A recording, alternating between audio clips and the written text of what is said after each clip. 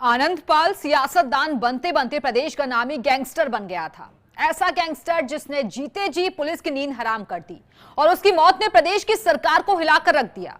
Robin Hood की छवि वाले इस बदमाश का जब एनकाउंटर हुआ तो राज्य भर में विरोध के साथ एनकाउंटर को फर्जी बताया गया, लेकिन कहते हैं ना, सांच को आंच नहीं। और अब सीबीआई ने भी एनकाउंटर को सही ठहराया है। एनकाउंटर के दिन मौके से कवरेज करने वाले संवाददाता लक्ष्मण राघव की रिपोर्ट देखिए।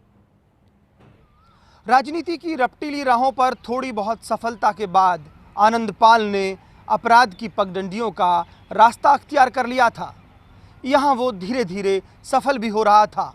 जातिगत समीकरण कुछ उसके पक्ष में नजर आ रहे थे। साथ ही साथ वो अपराधियों में रॉबिनहुड की छवि गढ़ रहा था। पढ़ा लिखा था, फराटेदार अंग्रेजी भी बोलता था। इसी बीच वो पकड़ा गया। बीकानेर की सेंट्रल जेल में एक तिहरे हत्याकांड के बाद आनंदपाल और सुर्खियों में आ गया। जेल के भीतर से ही उसकी गैंग चल रही थी, लेकिन इसी बीच एक पेशी पर जाते वक्त आनंदपाल फरार हो गया। इस फरारी के दौरान आनंदपाल ने मानो राजस्थान पुलिस को नाको चने चबवा दिए। वो वारदात पर वारदात किए जा रहा था और पुलिस थी कि हर बार खाली हाथ थी। गृह मंत्री तक सदन में एक तरह से चिल्ला उठे थे। ऐसे में पुलिस ने एक जाल बुना और पुलिस के रडार पर था आनंदपाल और उसके वो बदमाश साथी जिसके जरिए आनंदपाल तक पहुंचा जा सके। एसओजी के साथ साथ राजस्थान पुलिस की रडार पर था आनंदपाल और उसके साथी। पुलिस लगातार ये जाल बुन रही थी कि आनंदपाल को धर दबोचे। कई बार ऐसे हुआ कि राजस्थान पुलिस बहुत नज़दीक पहुंच गई, लेकिन शातिर आनंदपाल हर बार चकमा देने में कामयाब रहा। ये शातिर अपराधी फ़ोन भी ब्लैकबेरी का इस्तेमाल करता था ताकि ट्रैक ना हो सके। ये खूबी ही थी जिसके चलते आनंदपाल लगातार पुलिस को गच्चा दे रहा था।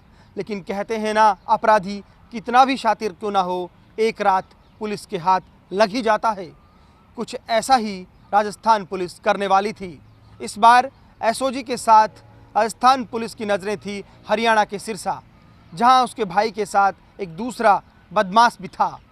आखिरकार पुलिस को कामयाबी मिली और इसके भाई के साथ उस बदमाश को धर दबोचा गया। वहां से रतनगढ़ के मालासर गांव पुलिस उसे लेकर आई और उस स्थान का पता लग गया जहां आनंदपाल छिपा था।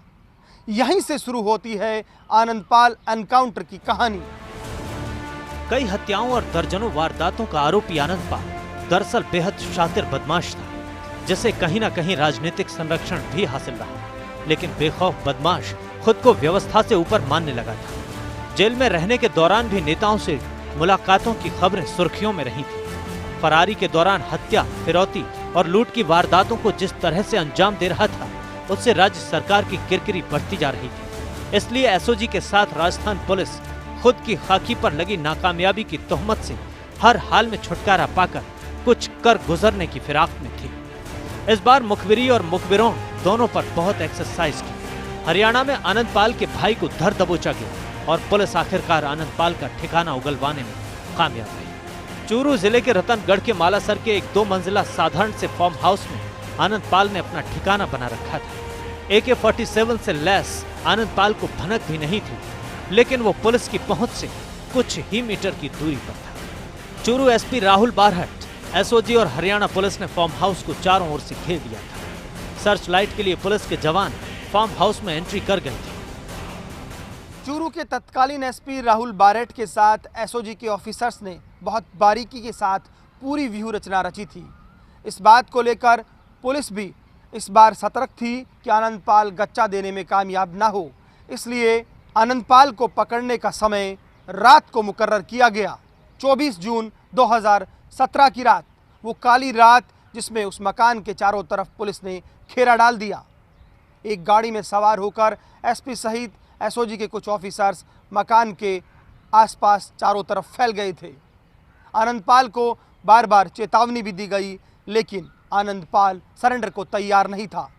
ऐसे में राहुल बारेट के साथ एसओजी के ऑफिसर्स ने मकान में एंट्री की और इसी वक्त आनंदपाल ने भी AK-47 का मुंह खोल दिया।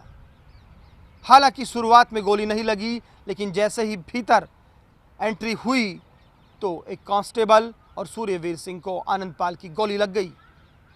उस वक्त भी पुलिस ने हार नहीं मानी और आखिरकार बदमाश आनंदपाल को मार गिराया। एक तरह से पुलिस ने साबित कर दिया अपराधी कितना भी शातिर क्यों ना हो, एक दिन अपराध और अपराधी को खत्म होना ही होता है। आनंदपाल का एनकाउंटर कर दिया गया। इस पूरी कहानी में एक बात यह भी थी कि उस काली रात को आनंदपाल उस मकान में बचने का हर जतन कर रहा था। वो फायरिंग कर रहा था, साथ ही छत पर एक तरफ से दूसरी तरफ आ जा रहा था। पुलिस को खासी मुश्किलों का सामना करना पड़ा, लेकिन उस वक्त तमाम बहादुर ऑफिसर्स डटे रहे। एक शीशे का भी सहारा लिया गया, इस पर खूब बवाल भी हुआ, लेकिन तत्कालीन ऑफिसर्स कहते हैं ये ज़रूरी था और उससे मदद मिली ताकि आनंदपाल की लोकेशन का पता चल सके। आखिरकार आनंदपाल को मार गिराया गया, इस सबक के साथ कि अपराधी कितना भी शातिर हो, कितना भी रॉबिनहुड बनने की कोशिश क्यों ना करें, पर अपराध की ये काली पगडंडियां आखिरकार काल की ओर ही ले जाती हैं। 24 जून 2017 को रात करीब 11:30 बजे आखिरकार आनंदपाल मारा गया।